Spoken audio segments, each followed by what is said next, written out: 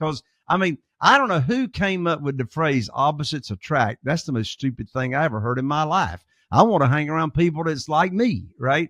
And so if you're listening to this show, that means you already resonate with Angel.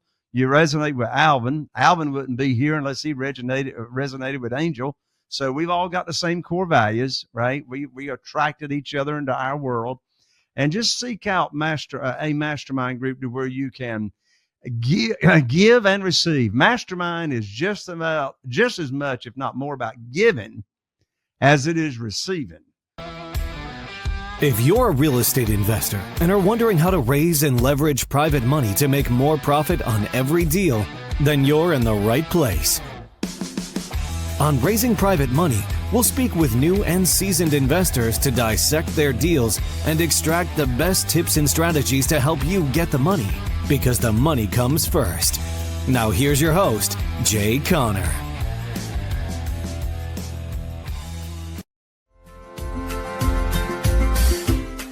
Welcome to Taking the Leap into Commercial Real Estate, the #1 podcast dedicated to helping you get comfortable in the commercial real estate arena and equipping you with the latest market news, insights, and strategies you need to make informed decisions about investing.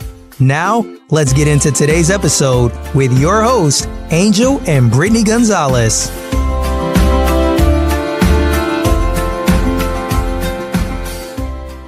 All right, everyone. Thank you so much for joining us again here on Taking a Leap into Commercial Real Estate Podcast. I'm your host, Angel Gonzalez. I got my guest host here, Alvin Ciano, who can say hello. Hello. Good to be here.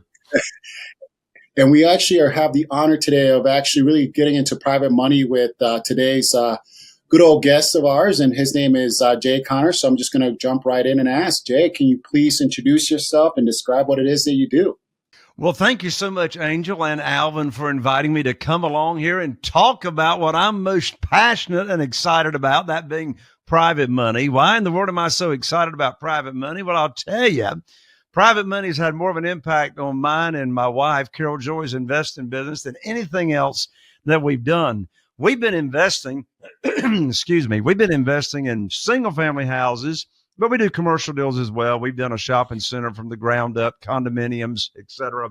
But our focus has been single family houses. Well, we've been doing that full time since 2003 here in Eastern North Carolina in a really, really small town, a small target market of only 40,000 people is our total target market. And we do about 2 to 3 single family houses a month. Average profits right now are $82,000 per deal. I do not say that to brag whatsoever. The reason I share that is to make a point, and that is you don't have to be in a huge market in order to make significant income. I like to be a big fish in a small pond and sort of own the market, you know. Well, here's what happened. From 2003 until 2009, January 2009 to be exact, all I knew to do to get my deals funded, Angel and Alvin, was to go to the local bank, get on my hands and knees, put my hands underneath my chin, and say, please fund my deal, and let my banker look up my skirt at all my personal assets and look at my verification of income and my credit score and get appraisals, and they made the rules, and that's all I knew to do. Well, it worked out pretty good okay for the first 6 years. And then, y'all, I remember I was sitting right here at this desk, and I had 2 houses under contract. This was in January 2009. And I called up my banker. His name was Steve. I called him a banker. I told him about these 2 deals. And let me tell you, I had this same kind of conversation for 6 years with Steve. And since they're no longer in business, I'll call them by name, BB&T, Branch Bank and Trust. God bless them. They're out of business. Anyway, so I call them up, tell them about these 2 deals, and Steve clears his throat and tells me over the phone, he says, well, Jay, I'm sorry, but we have closed your line of credit. I said, Steve, what in the world are you saying? You've closed my line of credit. We've been doing business for 6 years. He says, Jay, don't you know there's a global financial crisis going on right now? I said, no, but now you just gave me a global financial crisis because now I can't fund these 2 deals that's representing over $100,000 in profit. So I hung up the phone and I sat here and I asked myself a very important question. And this question I'm getting ready to share that I asked myself, your audience, you can use this question to help fix anything you got going on in your life. I don't care if it's financial, health, personal, relationships. Here's the powerful question I asked myself. I said, who can help me with my problem? And by the way, these people running around saying every problem's an opportunity, I want to throw up. I didn't have no opportunity. I had a problem. I couldn't get my deals funded. Well, when I asked myself that question, who can help me with my problem, I immediately thought of my good friend, Jeff Blankenship, who lived in Greensboro, North Carolina at the time. And I called up Jeff and I told him what had just happened. He said, well, Jay, welcome to the club. I said, what club is that? He said, the club of getting cut off at the local bank. My bank cut me off last week. I said, well, how are you going to fund your real estate deals? He said, well, have you ever heard of private money? I said, no. He said, have you ever heard of self-directed IRAs and how people, just like ordinary people, can use their retirement funds to be a passive real estate investor and be a private lender and fund your deals? I said, no, I never heard of that. Well, I knew Jeff had told me something. So I studied private money and private lending, and I'm not talking hard money. I'm talking about doing business with human beings, individuals that use their investment capital and or their retirement funds to fund your real estate deals. So I put my program together, and you know what? I didn't ask anybody for money. I've yet to ask anybody for money since 2009. I got 47 private lenders funding our deals, never asking for money. And they say, Jay, how in the world do you get people to fund your deals and you don't ask them? Well, here's how. I attracted. I didn't chase. I didn't beg. I didn't sell. I didn't persuade. I attracted $2,150,000 in funding in the first 90 days. And here's how I did it. I put on my teacher hat and I started teaching people in my community that I go to church with and the Rotary Club and in my cell phone what private money is and how they can earn high rates of return safely and securely. So the money started chasing me. And so right now I got $8.5 million in private money from just regular individuals, you know, that are funding our deals. And it's all about leading with a servant's heart, showing people. I mean, here's the interesting thing, Alvin and Angel. I'm going to call you all the A&A duo, dynamic duo there, the double A's. So here's the deal. These people, not one of my 47 private lenders ever heard of private money. They never heard of self-directed IRAs until I told them about it.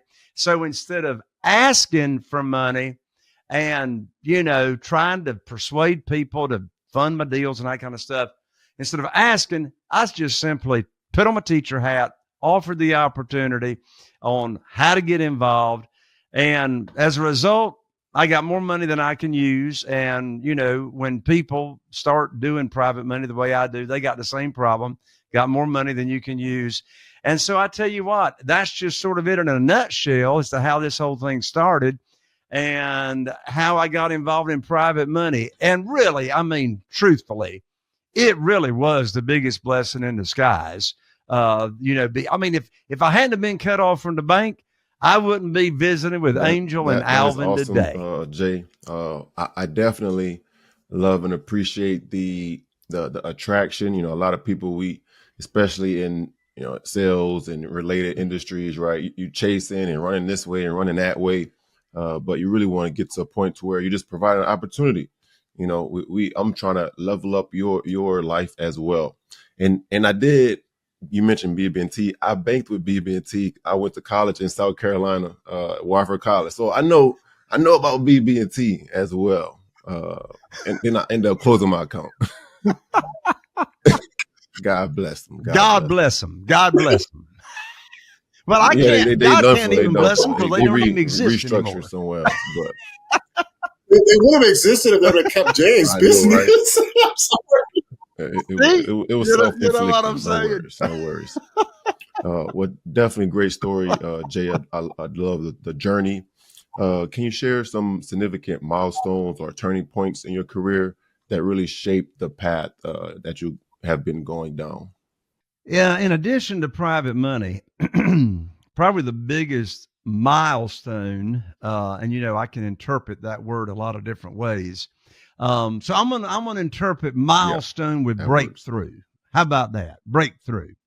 So one of the biggest breakthroughs I discovered, also 6 years after being in this business in 2009, I discovered this thing called the mastermind. I'd never heard of a mastermind or knew what a mastermind was.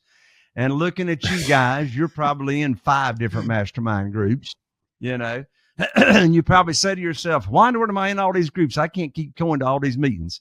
But anyway, Napoleon Hill, who wrote Think and Grow Rich, everybody's read that book. Well, he's got a chapter in that book called The Mastermind, which is when a group of like-minded people get together that have got same goals, same struggles that they're working on. And this third mind evolves, and you actually have, more wisdom that comes out of that group than just the sum of the parts. So I joined my first real estate investing mastermind group back in 2009. And as a result, since that time, I've been a member of multiple groups. I started running my own mastermind group, Mercy, I guess about 10 or 11 years ago, where I've got high level real estate investors in my mastermind group. But the reason that was a breakthrough is because I experienced and still experienced so many breakthroughs, not only in real estate, but personally. Sometimes people will say, Jay, how do I get started in private money? What's the best way to get started? I can tell you how to get started in private money. It's the way you get started in doing anything brand new. And that is, before you can own any real estate, it's really going to be hard to do that until you own the real estate that's between your ears. I'm talking about your personal mindset, right? Get your head screwed on right. And so these mastermind groups that I've been a member of, and I'm still a member of, I was getting ready to say it's just as much about, that's not right. It's more about your mindset. It's more about your mindset than it is actually knowing the strategies, the techniques, the skills in whatever it is that you're doing in your vocation, whether it's real estate investing or something else. Because, for example, how many new real estate investors do you guys know that never really got off the ground? They learned what to do. They learned it's not a matter of knowledge. What was holding them back was implementation. And there's a long list of reasons why some people don't implement what it is they learn to do. It's everything from I don't feel like I deserve it to fear and a long list, but getting your mind straight. So the point of that story is, if somebody's listening to my voice right now and you have not discovered the mastermind, if you have not discovered a group of people that have got like-minded goals like you do, and most importantly, have got the same core values that you do, then seek them out. Seek them out. For all I know, Angel and Alvin, you running your own mastermind group. And if you are, and you're listening to my voice, you need to get in Angel and Alvin's mastermind group, right? Because, I don't know who came up with the phrase opposites attract. That's the most stupid thing I ever heard in my life. I want to hang around people that's like me, right? And so if you're listening to this show, that means you already resonate with Angel. You resonate with Alvin. Alvin wouldn't be here unless he resonated with Angel. So we've all got the same core values, right? We attracted each other into our world.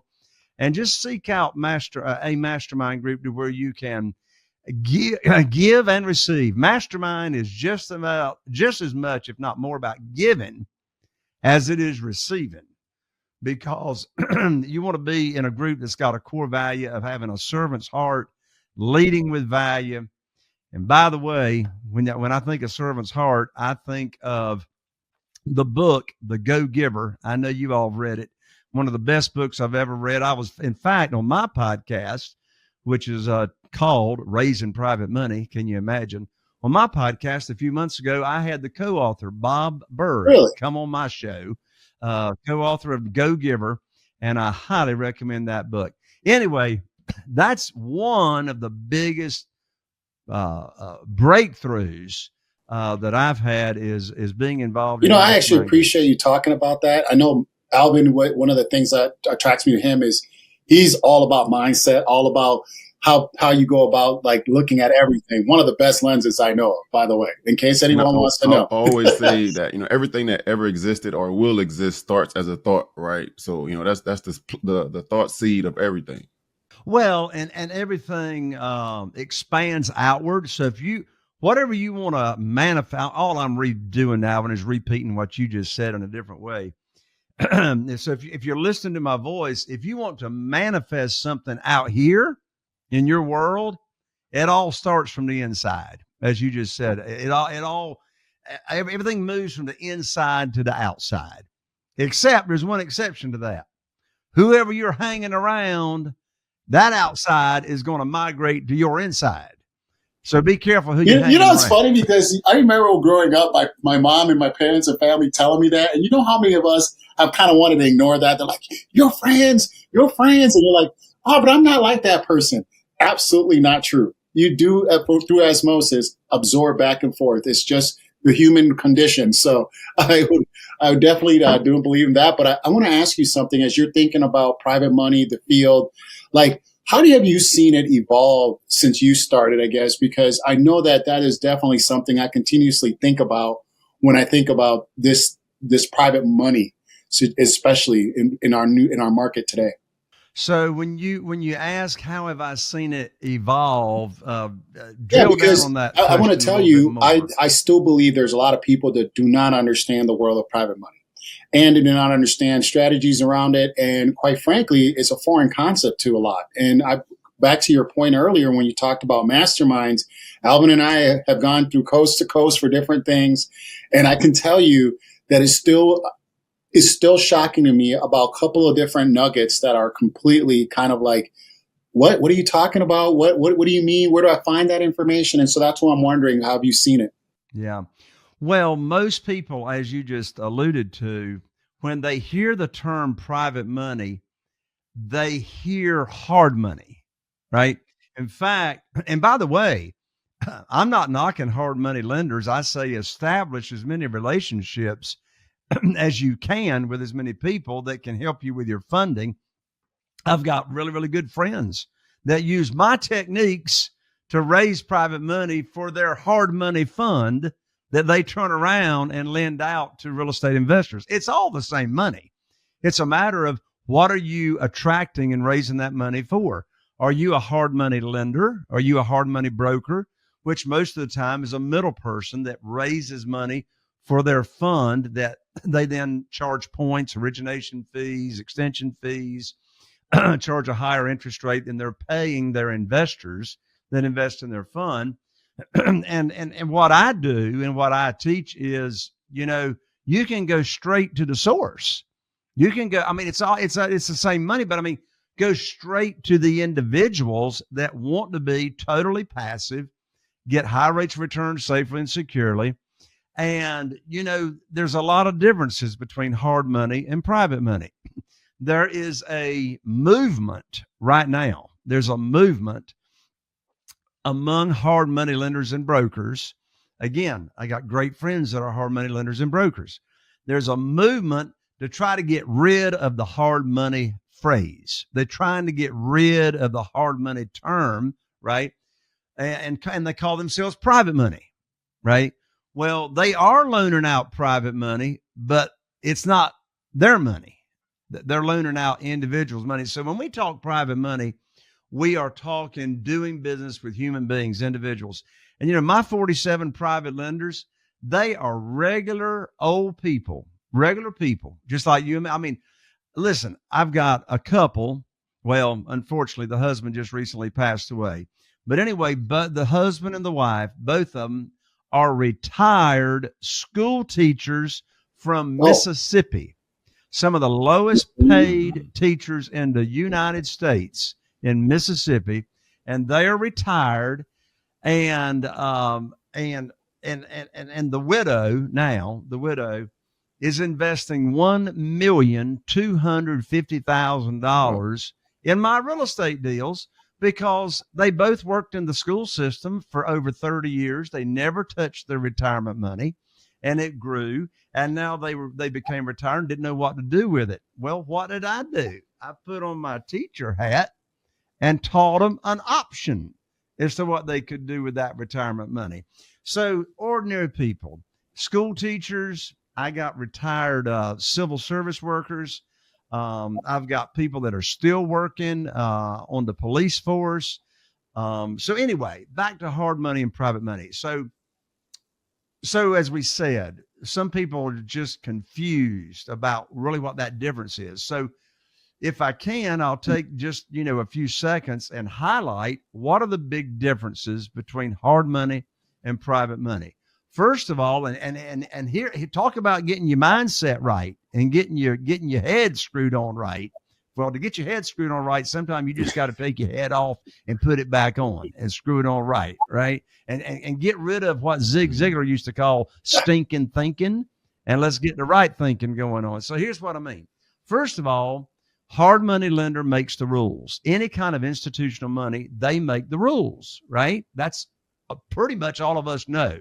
They set the interest rate. They set the length of the note. They set the frequency of payments. They set how much they're going to advance when you buy. They set what's the maximum loan to value.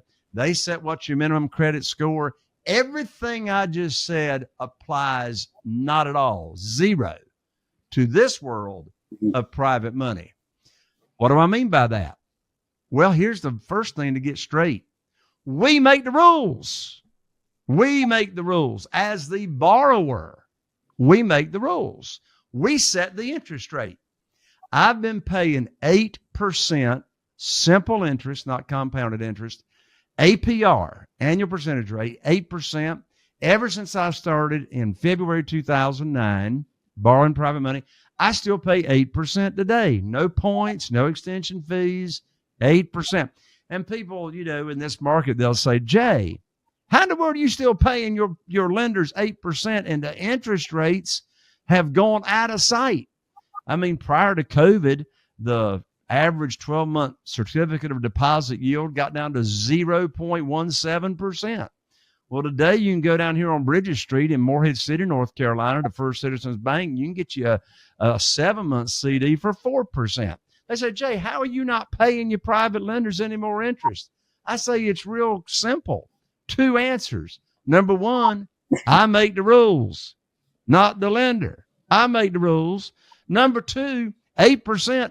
Last time I checked my calculator, is still twice as much as 4%. Right? It's still a whole lot more money, right? So we make the rules, we set the rate, the frequency of payments. Now, how often we pay our private lenders really comes down to their objective, because different private lenders have got different needs. I got some retired private lenders that need the monthly income. They don't want to touch their principal investment amount, but they need the monthly income to live off of. Others are using retirement funds, and I've showed them how to move their retirement funds over to a self-directed IRA company. Well, that return isn't coming back to them directly. That just goes back to the self-directed IRA company. So again, but listen, I always bring home a big check when I buy a property. My real estate attorney that does all my closings on my purchases, I love her, my favorite phrase on her check stubs that I pick up is called excess cash to close. And I love me some excess cash. So I always am able to borrow more than I need for the deal. So they say, Jay, how do you bring home a check when you buy and you never take any of your own money to the closing table? Well, let me pull the curtain back on that little secret. Number one, I can't bring home, and you can't bring home a big check when you buy unless you're buying at a discount, right? You got to be buying at a significant discount, and most of your discounts on properties are going to come from properties that need some type of renovation or rehab. So so here's my criteria in my program that I teach my private lenders that they love. I'll borrow up to 75% of the after repaired value. I didn't say 75% of the Right. purchase price, 75% of the after repaired value. So here's a quick little example of that. Let's say, just for easy figuring, I'm buying a house with an after repaired value of $200,000. Now, I know in California, you can't even buy an outhouse for $200,000, Yeah. but here in Eastern North Carolina, you still can. And I know down there in South Carolina, you can too. So if you got an after repaired value of 200,000, well, let's say I buy that house for 100,000, and I do it all the time. If you got a house that's got an after repaired value of 200,000, it's got renovation of 30,000 or 40,000, I'll buy that house all day long for $100,000.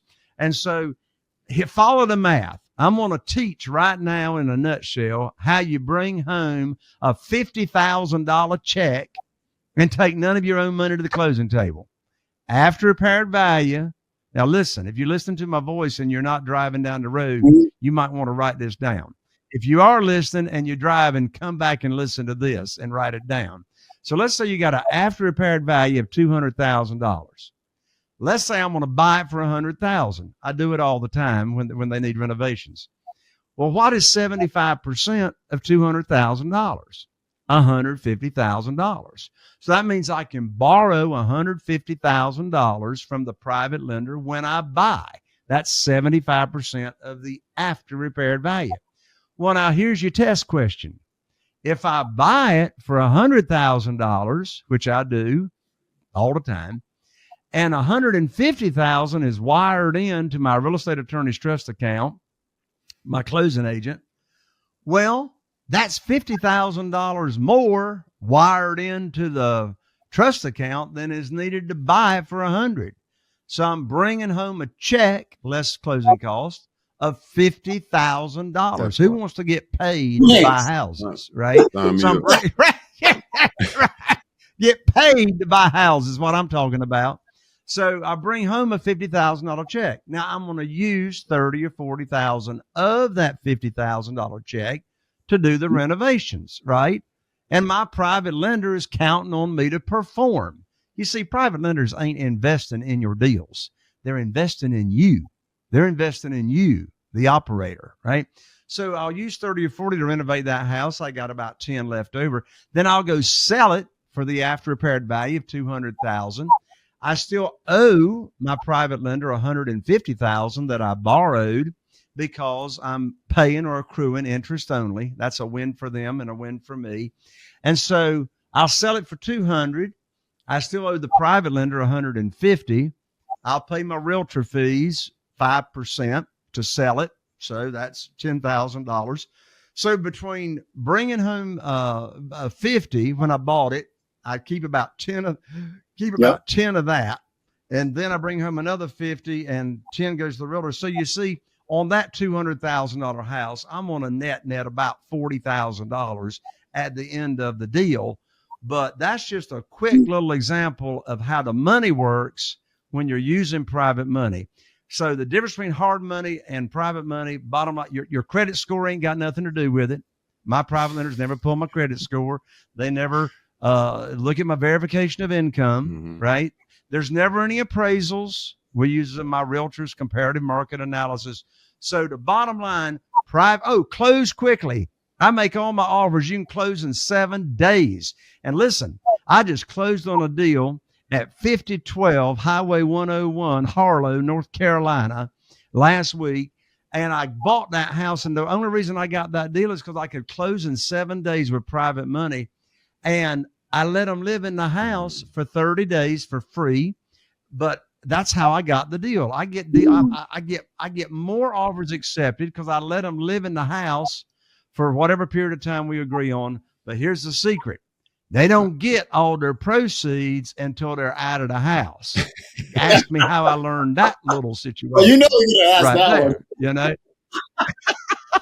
So they get half their proceeds when I close. They get the other half when their assets have moved out. Do not want to go down that rabbit hole because it can.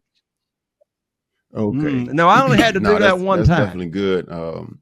Learning throughout the years, the experience, I mean, and that's something that plays a part, right? You know, for somebody that's just beginning, they may not know that, and they end up figuring out, learning the hard way. You know, so you know that's real good.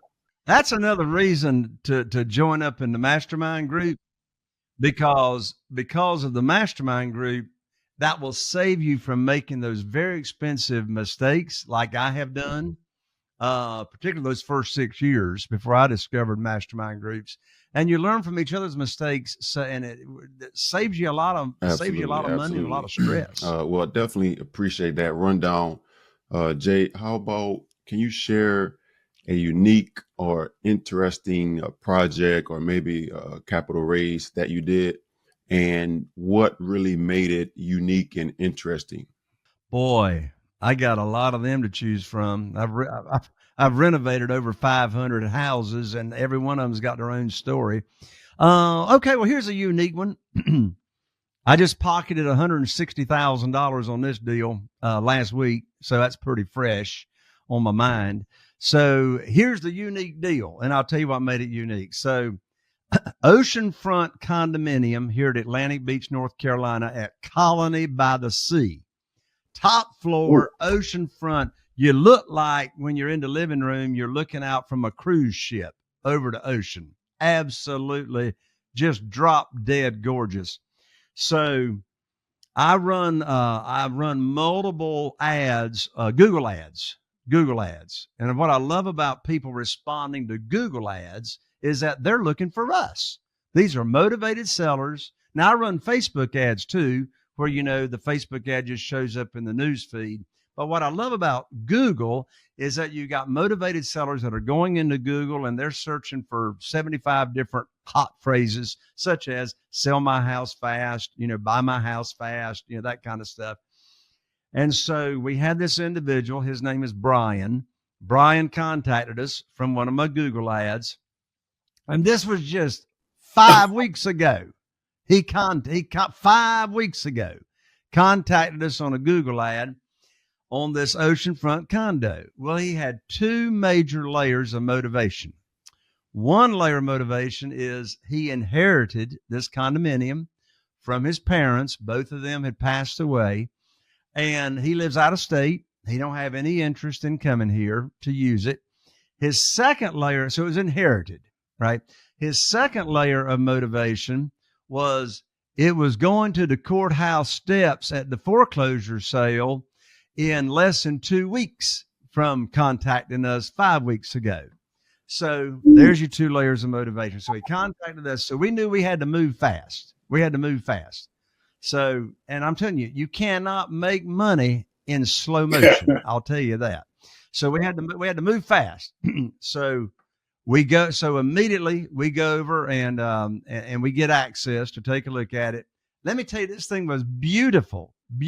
I'm talking luxury furniture. And I mean, anyway, so we look at it. This condominium needed a whopping $11,300 in renovation. Interior paint. I mean, nothing. It needed nothing, right?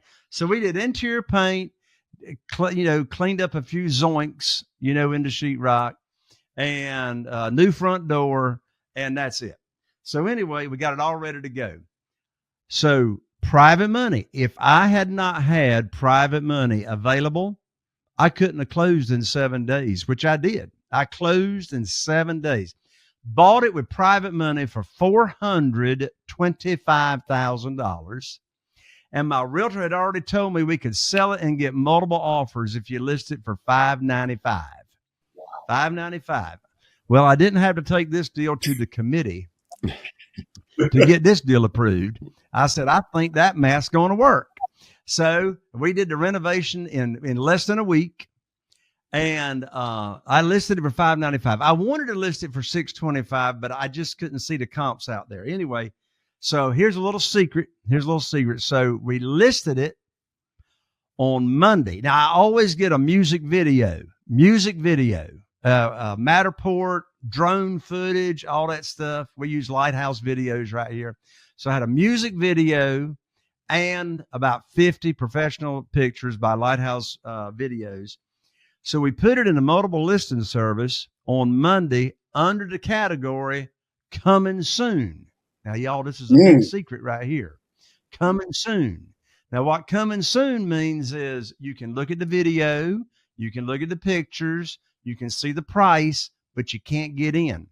It's like making them wait to go inside a furniture store that's going out of business. So I'm building up demand, right? So we go coming soon on Monday, and we're going to go active on Friday. So I want them lined up with appointments on Friday to get in. So we go active at 8 a.m. on Friday morning. Well, now Thursday night between 7:30 and 9 o'clock before going active on Friday, I had 2 all cash offers unseen. They'd seen the pictures, they'd seen the video, but they hadn't been inside the condo.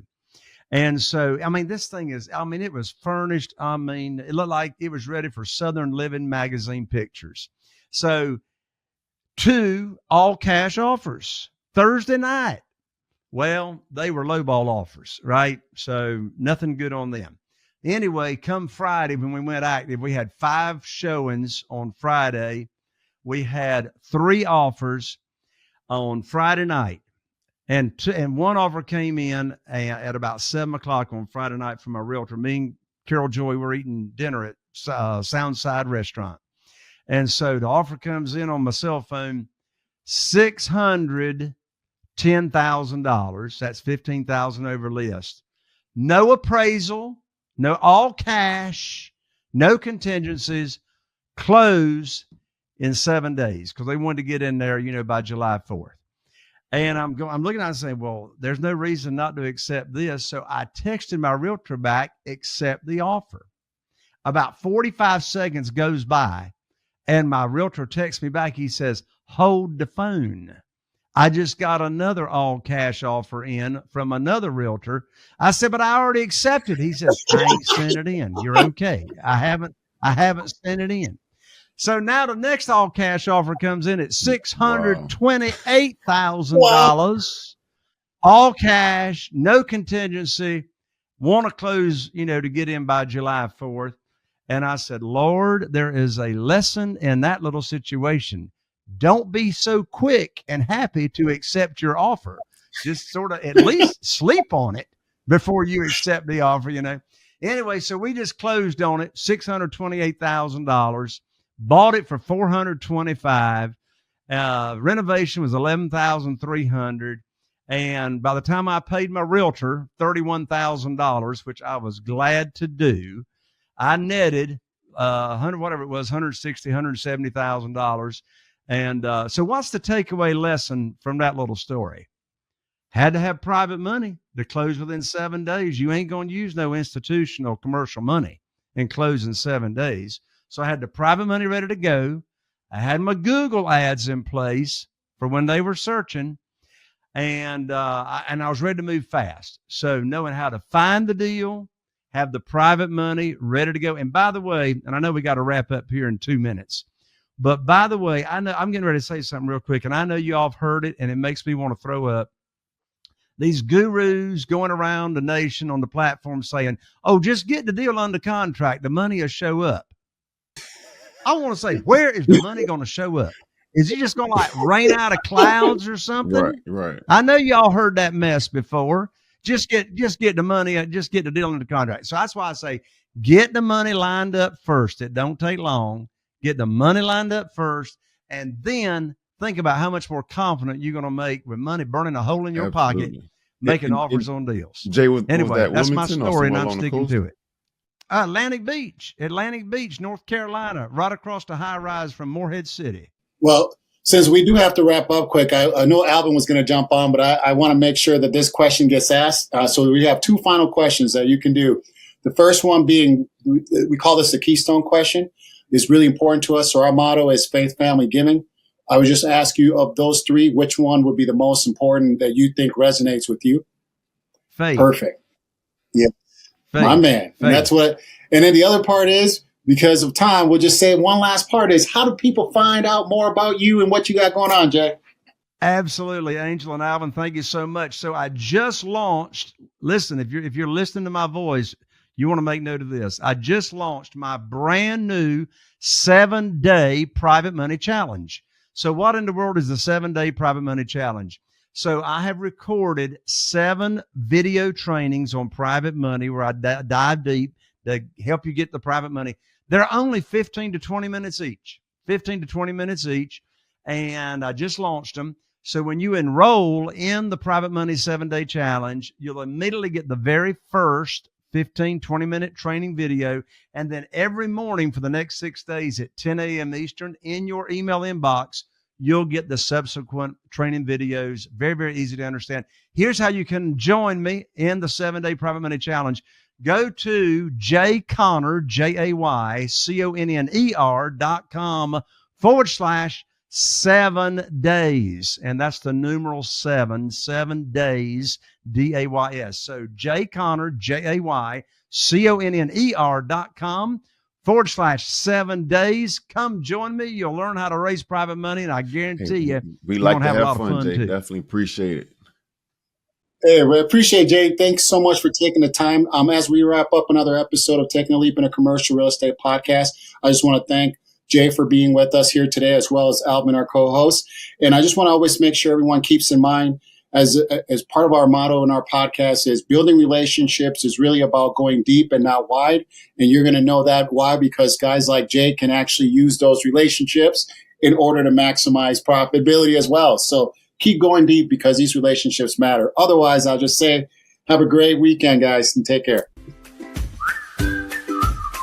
Thank you for joining us on the Taking the Leap into Commercial Real Estate podcast. If you enjoyed the show, please take a moment to support us by subscribing and leaving a positive rating and review on Apple Podcasts and Spotify. And remember, the views and content shared on this podcast do not reflect that of Keystone Private Capital. Thank you for tuning in, and we'll catch you in the next episode.